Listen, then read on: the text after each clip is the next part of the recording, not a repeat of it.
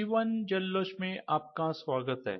दोस्तों, यह वीडियो उन लोगों के लिए बनाया है जो खुद का नया बिजनेस शुरू करना चाहते हैं, लेकिन उनके फैमिली में किसी का भी धंधे से दूर दूर का कोई संबंध नहीं है।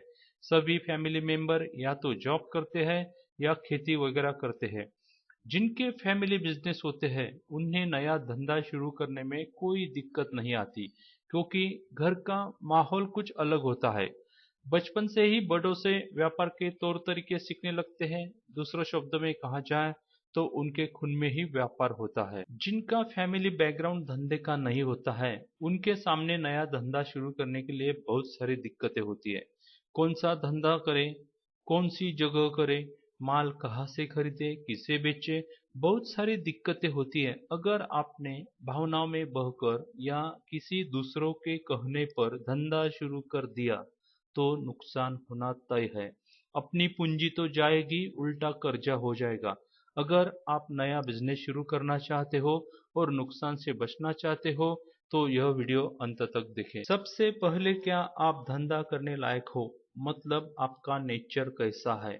आप शांत स्वभाव के हो गए, बाहर आपसे कोई उलझ पड़ता है तो आप पीछे हट जाते हो, या किसी दोस्त या रिश्तेदार ने आपसे उधार ले रखा है और बहुत दिन से उन्होंने आपको लौटाए नहीं। आपने बार बार उनसे पैसे मांगे, लेकिन उन्होंने हर बार नया बहाना बनाकर आपके पैसे लौटाए नहीं और आपने अभी पैसे मिलने की उम्मीद छोड़ दी है, तो आप नया धंधा शुरू करने का सोचिएगा भी नहीं, क्योंकि धंधे में डुबाने वाले बेईमान लोग आपको कदम कदम पर मिल जाएंगे। अगर आप दोस्तों से या रिश्तेदारों से वसूली नहीं कर सके तो बाकी लोगों की तो बात ही मत करो।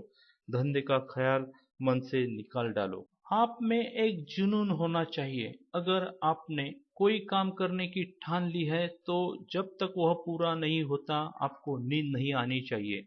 आलसी आदमी का धंधे में कोई काम नहीं है। जो भी धंधा आपने शुरू करने की ठान ली है उसका आपको एक्सपीरियंस होना जरूरी है। लेकिन एक्सपीरियंस कैसा मिलेगा? आपके घर में या रिश्तेदारों में धंधा करने वाला कोई नहीं है। एक्सपीरियंस प्राप्त करने का सबसे अच्छा तरीका है, आप जो धंधा करना चाहते हैं उसी टाइप के धंधे में आप जॉब पर लग जाइए। जॉब पर लगने के बाद किसी को भनक ना लगे कि आप इसी टाइप का धंधा करने में इच्छुक हो। एक एक बात आप धीरे धीरे सीखते जाइए। माल कहाँ से खरीदा जाता है, कितने में खरीदा जाता है, कितने में बेचा जाता है, क्या क्या खर्चे करने पड़ते हैं, कितना मुनाफा होता है, ग्राहक ज्यादा कौन से माल का डिमांड करते हैं, कौन सी बात पर ग्राहक नाराज होते हैं। धंधे के मालिक की हर बात पर ध्यान दो।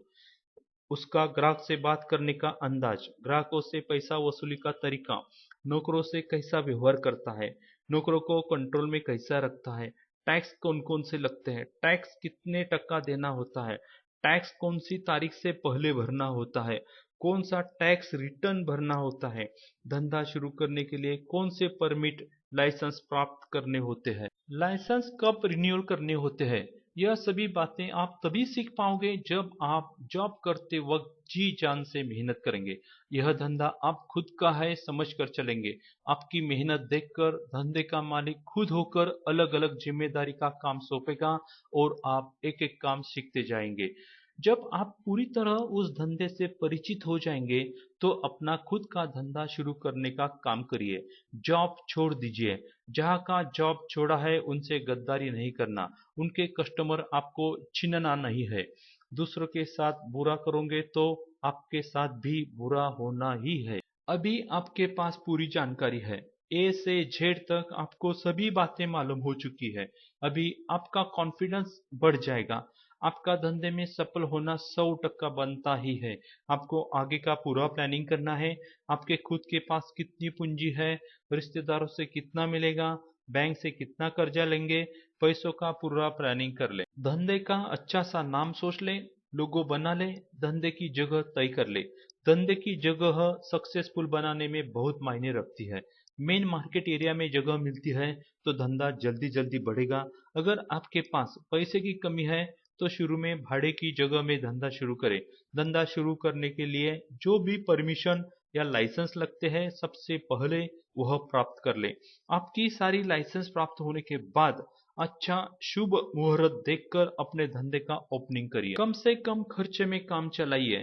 फिजूल चीजों में पैसा लगाए नहीं, जो है उसी में काम चलाने की कोशिश करें।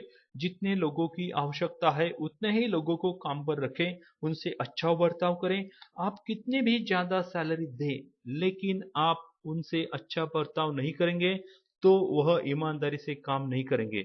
लेकिन कम सैलरी देके अगर आप उनसे फैमिली मेंबर जैसा बर्ताव करेंगे तो लोग अपना खुद का काम समझकर पूरा ईमानदारी से काम करेंगे। धंधे का एडवर्टाइज का पूरा साल भर का शेड्यूल बना ले। आप न्यूज़पेपर पे कितना ऐड देंगे, आपके शहर में होल्डिंग्स पर कितना ऐड देंगे, लोकल टीवी चैनल पर या सिनेमा थिएटर में कितना ऐड देंगे, पूरा ऐड का प्लानिंग कर ले। धंधे में दूसरे लोगों से कुछ अलग करने की कोशिश करें। ग्राहक को अच्छा प्रोडक्ट या अच्छी सर्विस नहीं देंगे तो ग्राहक दोबारा आपके पास नहीं आएगा। शुरू में चाहे आपका प्रॉफिट मार्जिन कम रहे, अच्छे से अच्छा प्रोडक्ट या सर्विस ग्राहक को दे।